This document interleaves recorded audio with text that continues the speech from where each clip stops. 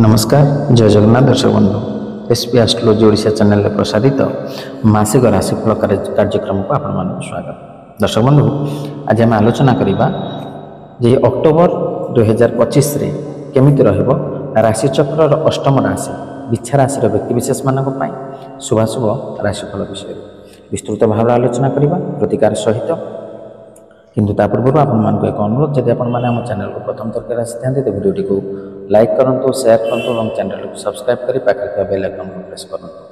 दर्शक बंधु चलते आरंभ करवा आज आलोचना ये अक्टोबर मासरे बिच्छा राशि शुभाशुभ भाग्यफल। दर्शक बंधु ये बिच्छा राशि जार अधिपति ग्रह होती मंगल यार शुभवार रविवार मंगलवार घातवार शुक्रवार शुभ संख्या 1 3 9 शुभ रंग गोलापी नाली। दर्शक बंधु ये अक्टोबर मासरे आपण राशि गुरुत्वपूर्ण ग्रह माने अच्छी कौन रमानकर गोचरीय स्थिति बृहस्पति अष्टम स्थान रे शनि पंचम स्थान रे राहु चतुर्थ स्थान रे केतु दशम स्थान रे अधिष्ठान करेंगे। तो गोचरीय ग्रह स्थिति को नजर रखी आम यह विचार करिपरिबा जे अक्टोबर मास बिच्छा राशि लोक मिश्रित फलाफल दे पारे बेले बेले फलाफल हाराहारी ठारू सामान्य दुर्बल हो पारे।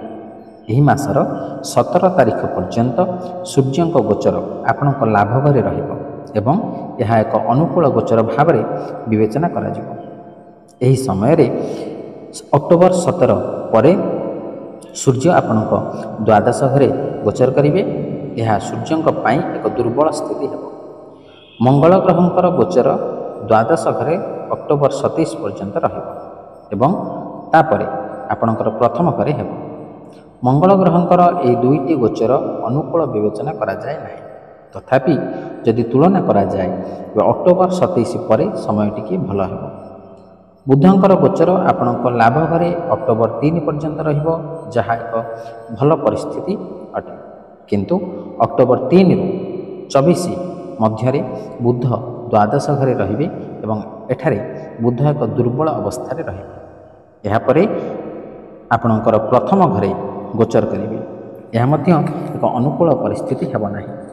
बृहस्पति गोचर मासर प्रथम भाग में आपणकर अष्टम घरे हेब जहाँ अनुकूल विवेचित हेब नहीं किंतु मासर द्वितीयार्धे बृहस्पति आपण भाग्य घरे एक उच्च स्थिति रे रहिबे। एठारू बृहस्पति आपण को भल फलाफल देवाको चाहिए। आपण क्यारियर घर स्वामी यही मासरे 17 तारीख पर्यंत आपणकर लाभ घरे रहिबे जहाँ आपणकर कार्य क्षेत्र में भल प्रगति देवार काम करिबो। शिक्षा दृष्टि अक्टोबर मास आपण को मिश्रित परिणाम दे पारे। अनेक थर आपणकर ध्यान भंग मध्य होई पारे और पढ़ारे मन कम लगी पारे। अक्टोबर मासिक राशिफल 2025 अनुसार पारिवारिक जीवन में अक्टोबर मास आपण को हाराहारी किंबा हाराहारी भल परिणाम दे पारे। जदि आपणकर प्रेम संबंध विषय कथा हवा तेबे एही मासरे आपणकर पंचम घर स्वामी बृहस्पति मासर प्रथम भाग में अष्टम घरे रहिबे जहाँ एक दुर्बल स्थिति। विवाह संबंधित कथा को आग को बढ़ाइबा पाई मासर द्वितीय भाग भल है। आर्थिक जीवन विषय रे कहले एही मासरे आपणकर लाभ घर स्वामी बुध ग्रहंकर स्थिति बहुत भल नाही। अक्टोबर मासिक राशिफल अनुसार स्वास्थ्य दृष्टि अक्टोबर मास आपको टिके दुर्बल परिणाम दे पारे। दर्शक बंधु जो गुरुत्वपूर्ण ग्रह मान विषय आम प्रथम आलोचना करते से गुरुत्वपूर्ण ग्रह मानकर जदि व्यक्तिगत फल कथा आम आलोचना करवा तेज प्रथम देखा आम बृहस्पति कथा। बृहस्पति होती धन धान्यर कारक विद्या बुद्धिर कारक दश कीर्तिर कारक आध्यात्मिकतावादी कारक संसार में समस्त प्रकार सकारात्मक कार्यर कारक होती देवगुरु बृहस्पति। तेणु बृहस्पति गोचरीय स्थिति अनुसार द्वितीय पंचम सप्तम नवम एवं एकादश स्थान में शुभफल प्रदान करती किंतु आपणकर राशि बृहस्पति अष्टम स्थान में तेणु अष्टम स्थान आम साधारण भाव में अशुभ फलर विचार करें गले यदि आम निर्दिष्ट भाव में देखा तेरे अष्टम घरटी हूँ मृत्यु घर आपणकर शारीरिक कथा हो जेकोसी अशुभ फलर आलोचना आम अष्टम भाव करें तेणु अष्टम भाव रही बृहस्पति आपको निश्चित भाव में अशुभ फल प्रदान करेंगे। କେଉଁ କ୍ଷେତ୍ରରେ ନା ଯଦି ଆପଣ ବ୍ୟବସାୟ ବାଣିଜ୍ୟ କରୁଛନ୍ତି ତେବେ ଏହି ସମୟରେ ଆପଣ ବ୍ୟବସାୟରେ ଆଶାନୁରୂପ ଲାଭ ପ୍ରାପ୍ତ କରିପାରିବେ ନାହିଁ। ଆପଣଙ୍କର ଆୟ କମିବ ଏବଂ ବ୍ୟୟ ଧୀରେ ଧୀରେ ବୃଦ୍ଧି ପାଇବ। ଏବଂ ଆପଣ ଯଦି ପାର୍ଟନରସିପ୍ରେ ବ୍ୟବସାୟ କରୁଛନ୍ତି ତେବେ ଆପଣଙ୍କର ପାର୍ଟନର ଆପଣଙ୍କର ସମ୍ପୂର୍ଣ୍ଣ ସହଯୋଗ କରିବେ ନାହିଁ। ଏବଂ ଏହି ସମୟ ମଧ୍ୟରେ ଯଦି ଆପଣ ସେୟାର ମାର୍କେଟରେ ଅର୍ଥ ବିନିଯୋଗ କରୁଛନ୍ତି ତେବେ ଆକସ୍ମିକ ଭାବରେ ଆପଣ ଧନ ବ୍ୟୟର ମଧ୍ୟ ଯୋଗ ରହିଛି ଏବଂ ଆପଣଙ୍କର ଲାଭ ଆପଣ ପ୍ରାପ୍ତ କରିପାରିବେ ନାହିଁ। ଆପଣଙ୍କର ଅର୍ଥ ବୁଡ଼ି ଯାଇପାରେ। ତେଣୁ ବୁଝି ବିଚାରି କାର୍ଯ୍ୟ କରନ୍ତୁ ବା ଅର୍ଥ ବିନିଯୋଗ କରନ୍ତୁ। ଏବଂ ଯେଉଁମାନେ ଆଧ୍ୟାତ୍ମିକ କ୍ଷେତ୍ରରେ ଅଛନ୍ତି, ଯେଉଁମାନେ ଭଗବତ ପ୍ରାପ୍ତି ନିମନ୍ତେ କାର୍ଯ୍ୟ କରୁଛନ୍ତି, ସେମାନଙ୍କ ପାଇଁ ଏ ସମୟ ସାଧାରଣ ଭାବରେ ଟିକେ ଅନାଗ୍ରହ ପ୍ରକାଶ କରିପାରନ୍ତି ସେ କାର୍ଯ୍ୟରେ ବା ଆଗ୍ରହ କମିଯାଇପାରେ, ଇଚ୍ଛା ଶକ୍ତି କମିଯାଇପାରେ। ଏବଂ ବିଦ୍ୟାର୍ଥୀମାନେ ଯେଉଁମାନେ ଅଧ୍ୟୟନ କ୍ଷେତ୍ରରେ ଅଛନ୍ତି, ସାଧାରଣ ଭାବରେ ଯେଉଁମାନେ ଉଚ୍ଚଶିକ୍ଷା କ୍ଷେତ୍ରରେ ଅଛନ୍ତି, ସେମାନଙ୍କ ପାଇଁ ଏ ସମୟ ଜମା ବି ଭଲ ସମୟ ନୁହେଁ। ଅଷ୍ଟମ ବୃହସ୍ପତି ଆପଣଙ୍କର ପାଠପଢ଼ାରୁ ମନ ଫେରାଇ ଆଣିପାରନ୍ତି, ଅନାଗ୍ରହ ପ୍ରକାଶ କରିପାରନ୍ତି, ଅନ୍ୟ ଦିଗରେ ମନୋନିବେଶ କରିବେ, କିନ୍ତୁ ପାଠପଢ଼ା କ୍ଷେତ୍ରରୁ ନିଜକୁ ଦୂରେଇ ରଖିବେ। ଏବଂ ଆପଣ ଯେଉଁ ବିଭିନ୍ନ ପ୍ରକାରର ପ୍ରତିଯୋଗିତାମୂଳକ ପରୀକ୍ଷା ଦେଉଛନ୍ତି ବା ଇଣ୍ଟରଭ୍ୟୁ ଦେଉଥିବେ, ସେଥିରେ ଆପଣ ଆଶାନୁରୂପ ଫଳ ପ୍ରାପ୍ତ କରିପାରିବେ ନାହିଁ। ତଥାପି ଆପଣ ନିରନ୍ତର ଭାବରେ ଚେଷ୍ଟା କରନ୍ତୁ, ପ୍ରଚେଷ୍ଟା କରନ୍ତୁ, ଧୈର୍ଯ୍ୟର ସହିତ ଅପେକ୍ଷା କରନ୍ତୁ, ଦେଖିବେ ନିଶ୍ଚିତ ଭାବରେ ଶୁଭ ଫଳ ପ୍ରାପ୍ତ କରିବେ। ଏବଂ ଦ୍ୱିତୀୟରେ ଯଦି ଆମେ ଶନିଙ୍କ କଥା ଆଲୋଚନା କରିବା ତେବେ ଶନି ହେଉଛନ୍ତି ସତ୍ୟର ଦେବତା, ନ୍ୟାୟର ଦେବତା, କର୍ମକାରକ ଗ୍ରହ। ଶନି ଗୋଚରୀୟ ସ୍ଥିତି ଅନୁସାରେ 4ଟି ସ୍ଥାନରେ ଶୁଭ ଫଳ ପ୍ରଦାନ କରିଥାନ୍ତି, ତୃତୀୟ, ଷଷ୍ଠ, ଦଶମ ଏବଂ ଏକାଦଶ ସ୍ଥାନରେ।